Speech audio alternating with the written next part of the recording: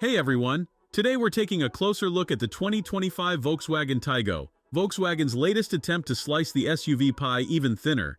Starting at just over 26 grand, this coupe-styled crossover sits right between the T-Cross and T-Roc in VW's ever-growing lineup. Let's talk style first.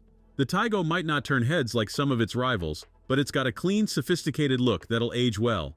The full-width LED light bar at the back adds a modern touch, and the sloping roofline gives it that coupe-like profile everyone seems to want these days. Higher trim levels get some rugged black cladding and silver roof rails that actually look pretty good. Now, what's it like to drive? Well, Volkswagen offers 3 engines, and honestly, you'll want to skip the base model. The entry-level 1.0-liter 3-cylinder with 94 horsepower feels a bit sleepy, especially on the highway. The mid-range option bumps that up to 113 horses, which is better, but the real sweet spot is the 1.5-liter 4-cylinder turbo with 148 horsepower. This engine is smoother, quieter, and actually makes the Taigo enjoyable to drive. Speaking of driving, the Taigo handles city streets like a champ. The ride is surprisingly comfortable, especially with the standard 16-inch wheels. It soaks up bumps and potholes without breaking a sweat. Around corners, it stays composed and predictable, though it's not quite as fun as the Ford Puma, which still sets the standard for handling in this class. Step inside and you'll find some pleasant surprises. The cabin is roomier than you'd expect, especially in the trunk, where you get 440 liters of space. That's impressive for a car this size.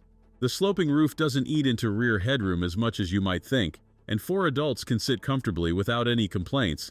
But it's not all perfect. Some of the interior materials feel a bit cheap, and the infotainment system can be frustrating to use. At least Volkswagen kept physical climate controls, which is always a win in my book. The digital gauge cluster looks sharp and is easy to read, so there's that too. Here's the thing about the Taigo. It's a solid all-rounder that plays it safe. It's comfortable, practical, and wears that VW badge that so many people trust. But in a segment with some truly exciting options, it feels a bit ordinary. If you're after something that'll put a smile on your face every time you drive it, you might want to check out the Ford Puma instead.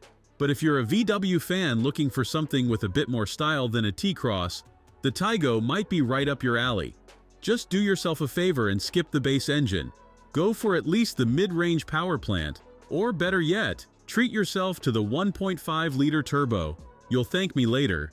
The style trim hits the sweet spot for features and value, though even the base model comes well equipped for daily driving. All things considered, the Taigo earns a solid 7 out of 10. It's not going to revolutionize the segment, but it's a competent crossover that does most things right, even if it doesn't exactly set your heart racing. Thanks for watching. Hit that like button if you found this review helpful, and don't forget to subscribe for more car reviews. See you in the next one. Thanks for watching. If you enjoyed this video, hit that like button and subscribe for more content just like this. Leave a comment below with your thoughts or questions. I read every single one. And don't forget to click the bell icon to get notified about my next upload. See you in the next video.